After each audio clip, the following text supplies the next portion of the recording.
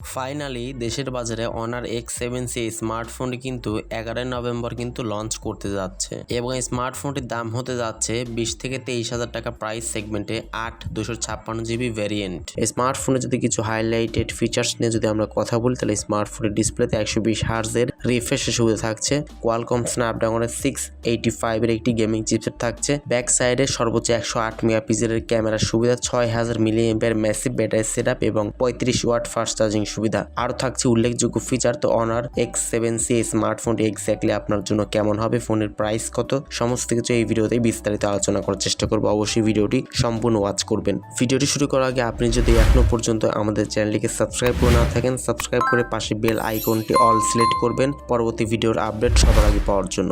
চলুন তাহলে শুরু করে দিই আমাদের আজকের ভিডিও।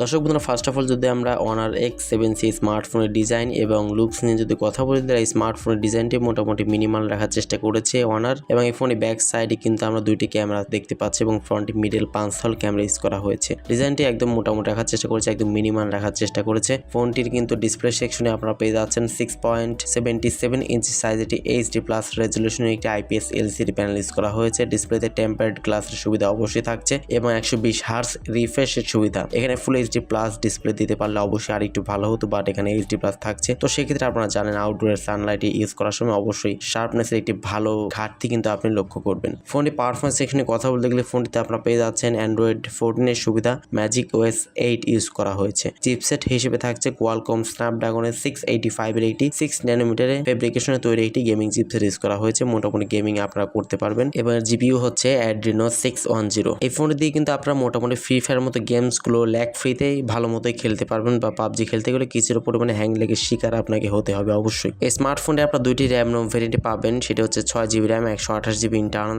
স্টোরেজ এবং 8GB RAM 256GB internal storage. ফোনে ব্যাক সাইড থাকছে দুইটি ক্যামেরা, মেইন ক্যামেরা হচ্ছে 108 মেগাপিক্সেল এবং সেকেন্ড ক্যামেরাটি হচ্ছে 2 মেগাপিক্সেল একটি ডেপথ সেন্সর ইউজ করা হয়েছে এবং ফ্রন্টে থাকছে 8 মেগাপিক্সেল একটি ক্যামেরা। ফোনের সামনে পেছনে উভয় ক্যামেরা দিয়ে সর্বোচ্চ আপনারা 1080p-তে 30fps এ ভিডিও রেকর্ডিং করতে পারবেন। এখানে 4K সুবিধা দিলে অবশ্যই আরেকটু ভালো হতো। যাই হোক, ফোনটিতে আপনারা পেয়ে যাচ্ছেন আনুষঙ্গিক যে সমস্ত বিষয়গুলো, যেমন লাউড স্পিকার, 3.5mm হেডফোন জ্যাকের পাশাপাশি USB Type-C পোর্টের সুবিধা আপনারা পাচ্ছেন এবং এই ফোনটিতে সাইড মাউন্টেড ফিঙ্গারপ্রিন্ট সেন্সরের সুবিধা পাচ্ছেন। তো অ্যাটলাস ফোনটি ব্যাটারি নিয়ে বলতে গেলে ফোনটিতে পাচ্ছেন 6000 mAh একটি ম্যাসিভ ব্যাটারি সেটআপ, যেটির মাধ্যমে নর্মাল ইউজে অবশ্যই 2 দিন মতো ব্যাকআপ পাবেন এবং হেভি ইউজেসে 1 দিন মতো খুব ভালো মতোই চার্জ ব্যাকআপ পাবেন এবং 35 ওয়াট ফাস্ট চার্জারটি দিয়ে খুবই দ্রুত সময়ের মধ্যে ফোনটিকে আপনারা রিচার্জ করে নিতে পারবেন। আশা করছি বুঝতে পেরেছেন। তো ভিডিও ভালো লাগলে অবশ্যই এটি লাইক দিবেন, কমেন্টস করবেন, আর চ্যানেলটিতে নতুন দর্শক হয়ে থাকলে সাবস্ক্রাইব করতে একদমই ভুলবেন না। তো আজকের মতো এই পর্যন্তই। আল্লাহ হাফেজ। আসসালামু আলাইকুম ওয়া রাহমাতুল্লাহ।